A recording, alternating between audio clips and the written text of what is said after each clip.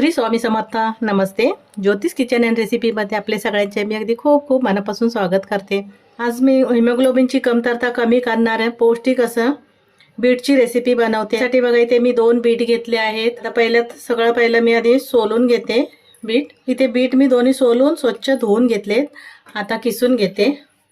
एकदम जाड बाजूने पण नाही किसायचं, मध्यम जे असतं ना किसणी त्या बाजूने असं किसून घ्यायचं. इथे आता सर्व बीट दोन्ही मी आता हे बीट किसून घेते. असं बारीक यायला पाहिजे, जास्त जाड पण नको आहे. इथे बीट किसून घेतलंय मी आणि वाटीने मोजून घ्यायचं.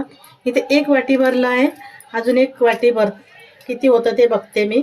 हे दुसरं पण भरून घेते वाटीमध्ये. इथे 2 वाटी किस भरलाय. मी इथे हे प्लेटमध्ये काढून बाजूला ठेवते. इथे किस उचलून बाजूला ठेवते मी आणि त्यासाठी काय काय साहित्य घेतलं ते दाखवते. पहिलं इथे अर्धी वाटी गूळ घेतलाय, अर्धी वाटी रवा घेतलाय, हे मिल्क पावडर घेतली आणि थोडीशी वेलची पावडर घेतली आहे आणि आपल्याला तूप लागेल. इथे थोडंसं खोबऱ्याचा किस घेतलाय मी. आपल्याला डेकोरेशनसाठी पाहिजे, घेतला असेल तर घ्या, नसेल नाही घेतलं तरी चालेल. तर आता आपण लगेच रेसिपीला सुरुवात करू. इथे मी सगळ्यात पहिले खोबरं घेतलंय ना, 1 ते 2 चमचे एवढं खोबऱ्याचा किस आहे. तो फक्त हलकासा गरम करून घेते. जसं पण कलर नाही बदलायचा आहे, फक्त गरम करून घ्यायचं आहे.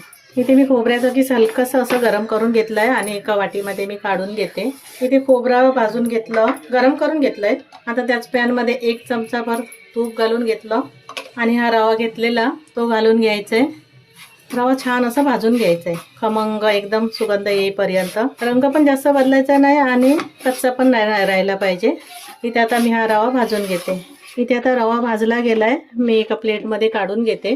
इथे परत गॅसवर पॅन ठेवलाय. परत थोडंसं तूप घालते 1 चमचाभर आणि बीट किसून घेतलेलं ते घालून घेते. गॅस कमी ठेवायचा आहे आणि 2 ते 3 मिनिटं असं परतून घेते तुपावरती. इथे 2 ते 3 मिनिटं झाली, तुपावरती मी असं परतून घेतलं. आता गूळ घालून घेते. बीट गोड असतं त्याच्यामुळे गुळाचं प्रमाण थोडंसं कमीच करायचं. तुम्हाला जास्त हवं असेल तर तुम्ही जास्त घालून घेऊ शकता. 1 वाटी पाहिजे, 2 वाटीला 1 वाटी घातलं तरी चालेल. मी अर्धी वाटीच घेतलंय, थोडंसं कमीच आहे अर्धी वाटीपेक्षा, कारण मला गोड कमी पाहिजे त्याच्यामुळे मी कमी घेतलंय थोडं. गॅस आपल्याला कमीच ठेवायचंय कारण बीट शिजलं गेलं पाहिजे त्याच्यामुळे. इथे मी गूळ घालून घेतलं आणि मिक्स करून घेतलं. थोडीशी साखर घालते 1 चमचाभर. साखर नाही घातली तरी चालेल, मी गुळाचं प्रमाण थोडंसं वाढू शकता. गूळ पूर्णपणे विरघळलं गेलं पाहिजे, गूळ आणि साखर. त्याच्यामुळे मी काय करते, एखादा मिनिट फक्त झाकण ठेवते. बीट पण शिजलं जाईल आणि गूळ पण चांगलं विरघळलं जाईल. इथे मी झाकण ठेवलेलं आणि शिजत ठेवलेलं गूळ घालून, गूळ पूर्णपणे विरघळलं गेलाय आणि थोडंसं असं पाणी सुटलंय. त्याच्यामुळे 1 चमचा तरी साखर घाला. थोडंसं पाणी पण सुटायला पाहिजे कारण रवा शिजायचा आहे ना, बीट पण थोडंसं शिजलं जातं. इथे आता मी जो रवा भाजून घेतलेला तो रवा घालून घेते. गॅस कमीच ठेवायचा आहे आणि व्यवस्थित असं मिक्स करून घ्यायचंय. गॅस फास्ट वगैरे करायचा नाही कारण रवा शिजला गेला पाहिजे, पाणी लगेच सुकून जाईल. मस्त एक रंग आला. व्यवस्थित असं मिक्स करून घेते मी. ते व्यवस्थित रवा घातला, मिक्स करून घेतलं. गॅस कमी ठेवायचा आहे. झाकण ठेवते आणि शिजून घेते. इथे रवा घातला आणि शिजत ठेवलेलं. बघायचं थोडा रवा शिजलाय काय. त्याच्यामुळे साखर घालायची, थोडं पाणी सुटायला पाहिजे बीटला. आणि बीट सुकं असेल ना तर पाणी सुटत नाही, ताजं चांगलं बीट असेल तर छान असं पाणी सुटतं.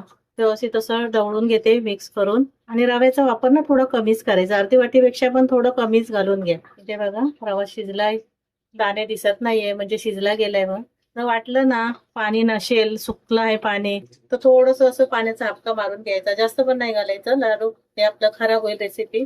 कच्चं वाटलं रवा तरच मारायचं पाणी थोडंसं, नाही तर नाही घालायचंय. इथे आता मी मिल्क पावडर घेतलेली ना ती घालून घेते आणि वेलची पावडर पण घालते चमचावर. मिक्स करून घेते व्यवस्थित. मिल्क पावडरच्या थोड्या गुठळ्या होतात त्यामुळे मिक्स करून घ्यायचं असं. इथे मिल्क पावडर घातली, वेलची पावडर घातली आणि मिक्स करून घेतलं. आता मी गॅस बंद करते. तोपर्यंत एका प्लेटला असं तुपाचा हात लावून घ्यायचं, थोडंसं तूप लावून घ्यायचंय. या प्लेटमध्ये थोडंसं तूप घातलं आणि सगळीकडे असं लावून घेते. आणि बीटचं मिश्रण आहे ते घालून घ्यायचंय.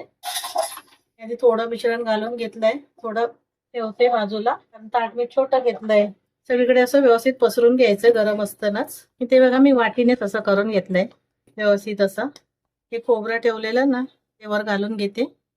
थोडंसं गरम करून घेतलेलं खोबऱ्याचा किस खायला छान वाटतं आणि दिसायला छान वाटतं असं. आता मी हे बाजूला ठेवून देते, थंड करून घेते. थोड्याची मी बर्फी बनवली आणि थोडंसं हे एका प्लेटमध्ये काढून घेतलंय. आणि मी त्याचे छोटे छोटे लाडू बनवून घेते.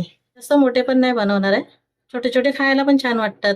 असं कसं खाता येत नाही ना, आवडत नाही कोणाला. बीट असे न खाणारे पण असतात. ते मी असे 5-6 लाडू बनवून घेतले छोटे छोटे. खोबऱ्याचा किस होता ना, थोडा लावून घेते. हा घरीच बनवलेला आहे खोबऱ्याचा किस. तुम्ही विकतचा आणला तरी चालेल किंवा नाही लावला ना तरी पण चालेल. हे फक्त डेकोरेशनसाठी आहे. असं वाटीत घालून असं वळवला ना, हलवला की सगळीकडे लागलं जातं. साधी रोपी सहज आणि साधी रेसिपी आहे, पण तेवढी पौष्टिक पण आहे. इथे आपले लाडू तयार झाले. तोपर्यंत बर्फी थंड होते. ते मिश्रण हलकंसं थंड झालंय, जास्त पण गार नाही झाले अजून. तोपर्यंत मी एक कापून ठेवते. छोटे छोटे पीस करायचे, जास्त मोठे पण नाही करायचे. छोटे दिसायला पण चांगले आणि खायला पण चांगले वाटतात. पूर्णपणे गार झाल्यावर काढणार आहे. फक्त मी असे हे कापून ठेवते. तुम्हाला ज्या आकारामध्ये कापायचं असेल ते चौकोनी आकारामध्ये कापलंय. थोडंसं अजून गार करून घेते. इथे वडी पूर्णपणे गार करून घेतली आहे. मी पंख्याखालीच गार केली आहे, फ्रीजमध्ये वगैरे ठेवली नाही. तुम्हाला एक मी काढून दाखवते. किती मस्त आपली बीटची वडी तयार झाली आहे. मी छोटे छोटे कापले आणि जास्त जाड पण नाही केले आणि जास्त मोठे पण नाही केलेत. इथे आता मी सर्व हे वड्या काढून घेते. इथे पाहू शकता मस्त आपली बीटची बर्फी तयार झाली आहे. एकदम साधी सोपी पद्धत आहे बनवायला. रेसिपी ही रक्ताची कमतरता कमी करणारी. आणि तुम्हाला जर ह्याच्यामध्ये रवा नसेल घालायचा तर खोबरं घाला, तेही चालेल, त्याने पण चांगलं होतं. पण रवा घातला ना तर थोडंसं कमी घालायचं. आणि बीटरूटला कसं थोडंसं पाणी सुटलं पाहिजे, त्याच्यामुळे ते रवा शिजला जाईल, कच्चा राहायला द्यायचं नाहीये. त्याच्यापासून मी लाडू पण बनवले. लाडू पण खूप मस्त असे झालेत. थोडे लाडू बनवले, थोडे वडी बनवली आहे. जर तुम्हाला माझी रेसिपी आवडली असेल तर लाईक करा, शेअर करा, सबस्क्राईब करा. पुन्हा भेटू आपण अशाच एका नवीन व्हिडिओ सोबत. थँक्यू.